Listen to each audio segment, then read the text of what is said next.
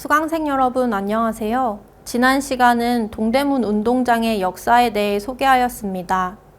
이번 시간은 DDP가 건설된 배경과도 이어지는 동대문 시장의 역사에 대해 살펴보겠습니다.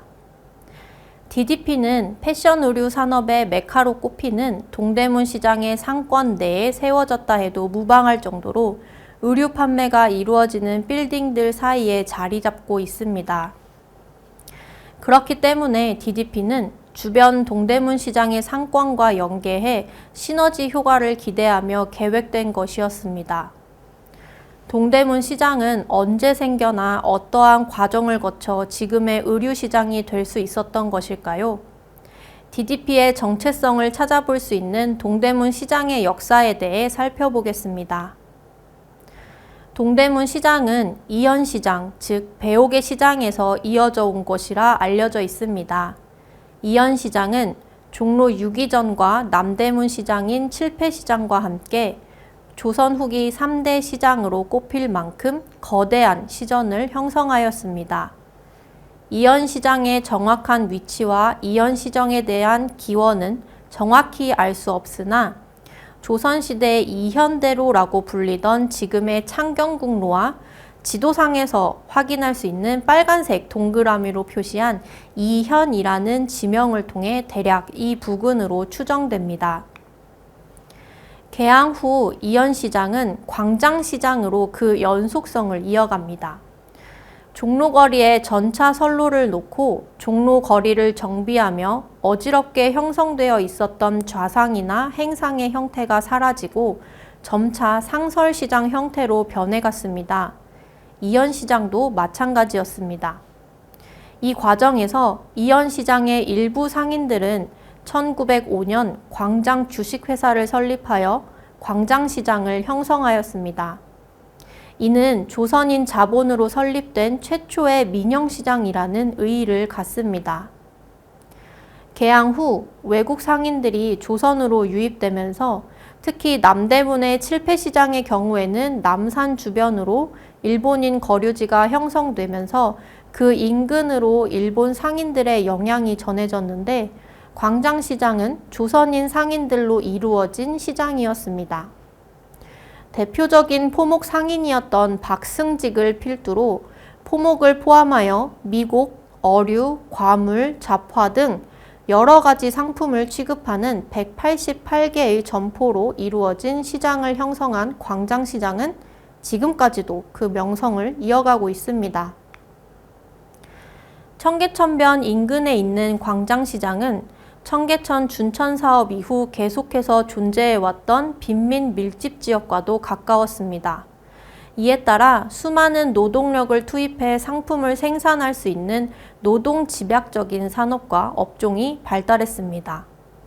특히 포목이 주요 거래 물품 중 하나였던 이안시장에 이어 1930년대 국내 면직물 생산과 소비가 증가함에 따라 일본으로부터 면직류 수출 거점으로 각광받으며 옷감에 노동력을 투입해 생산할 수 있는 의류 관련 산업이 광장시장과 동대문 주변으로 퍼지게 되었습니다. 광장시장은 점차 그 영역을 확대해 나가며 동대문 시장으로 불리기도 했습니다. 해방 후 어떻게 의류 도매시장이 형성되었는지 살펴보겠습니다. 청계천변의 빈민 밀집 현상은 계속 이어졌습니다. 한국전쟁 이후 많은 피난민들이 청계천변에 무허가 판잣집을 대거 설치하면서 그 상황은 더욱 심화되었습니다. 한편 이러한 천변의 판잣집은 하천을 향해 있는 곳은 지하층으로, 땅으로 연결된 그 위층은 지상층으로 분류되었습니다. 오히려 이러한 특징을 이용해 지하층은 공장으로, 위에 지상층은 판매점으로 하는 일원화된 건물이 모인 시장이 형성되었습니다. 공장에서는 작은 규모로 집약적인 상품 생산이 가능한 미싱을 이용한 옷 제작이나 미군들의 옷을 염색해 판매하는 의류 관련 업종이 자리 잡았습니다. 이것이 의류 도매 상권을 형성한 시발점인 평화시장의 모태가 되었습니다. 무허가 판자촌을 이루고 있던 청계천변은 1960년대 새로운 변화를 마주합니다. 식민지기에도 생활하수로 인한 오물과 악취로 불결한 환경이었던 청계천을 복개하려는 시도가 있었으나 이승만 정권에 들어서서 그것이 일부 시행되고 박정희 정권에 들어서서 완전한 청계천 복개가 이루어진 것입니다.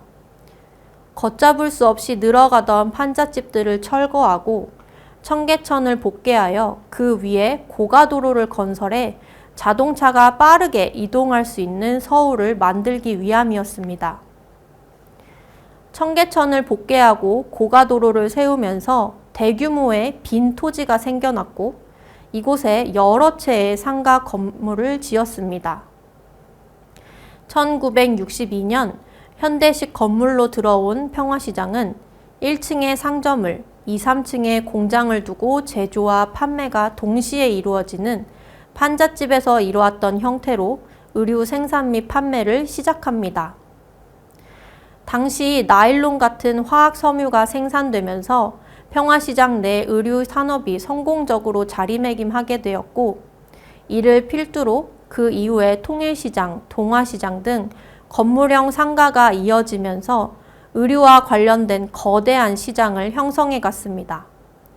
해방 이후 동대문 청계천 일대의 사진입니다. 청계천을 덮기 전 사진을 통해 판자촌의 모습을 확인할 수 있습니다. 조금만 물이 불어도 곧 잠길 것만 같이 천변 가까이 빼곡하게 들어선 모습입니다. 천변에 마주한 아래쪽을 공장으로 그 위를 판매 상점으로 했던 모습이 상상되기도 합니다. 1965년 복개공사 중인 모습과 복개 후 1968년 그 위에 고가도로를 건설 중인 사진입니다. 청계천을 따라 쭉 기둥을 세우고 그 위를 덮는 것인데 옆에 있었던 판자촌이 1968년 사진에서는 현대식 건물로 바뀐 것을 확인할 수 있습니다. 1970년부터 1980년대 이루어진 동대문 일대의 변화는 동대문 상권을 발전시켰습니다. 지하철 건설이 추진되면서 1968년 전차 운행이 중단되자 동대문 옆에 위치한 전차 차고지 부지에 총 4개의 건물에 동대문 종합시장이 설립되었습니다. 그리고 그 옆에 1969년부터 동대문 시외버스 터미널을 두었습니다. 도심 내 교통체증 해결을 위해 1977년 강남으로 터미널을 이전하기 전까지 동대문에 터미널이 있었기 때문에 이곳 시장에서 구입한 의류가 전국 각지에 유통될 수 있는 발판이 되었습니다. 1974년에는 서울역에서 청량리를 연결하는 지하철 1호선 구간이 개통되었고 1984년에는 시청과 강남 구간의 2호선이 1985년에는 상계에서 사당을 잇는 4호선 구간이 개통되어 동대문을 지나면서 서울 내에서 원활히 이곳을 오고 갈 수 있는 교통수단이 마련되었습니다. 교통의 요지가 된 동대문은 상권이 확장되었습니다. 터미널 이전에 따른 부지 개발과 계속 이어진 청계천 개발, 그리고 강남 개발을 위해 강남으로 학교를 이전함에 따른 공지 확보로 1980년대에도 계속해 상가형 건물이 들어섰고 동대문 의류시장도 더욱 확대되었습니다. 이러한 흐름 속에서 동대문 시장은 1990년대 현대식 건물과 주차시설, 박리다매를 마케팅 전략으로 내세우며 의류 도매 시장에서의 우위를 선점하게 됩니다. 특히 동대문 시장에서 원단과 부자재의 구입부터 생산 및 제작과 판매까지 모든 것이 이루어질 수 있었기 때문에 의류 시장으로서는 최적의 조건을 갖춘 셈이었습니다. 동대문 시장은 1990년대 후반에 들어선 밀리오레와 두타를 계기로 개별 소비자를 상대로 하는 소매 상권을 형성했고 이벤트 개최나 탈의실 설치, 신용카드 사용 등 새로운 쇼핑 문화를 선도하며 동대문 상권을 더욱 공고히 하였습니다. 이번 시간은 동대문 시장의 역사에 대해 간략히 살펴보았습니다. 다음 시간은 2000년대 새로운 변화를 위해 추진되었던 DDP라는 새로운 랜드마크 건설에 대해 살펴보겠습니다.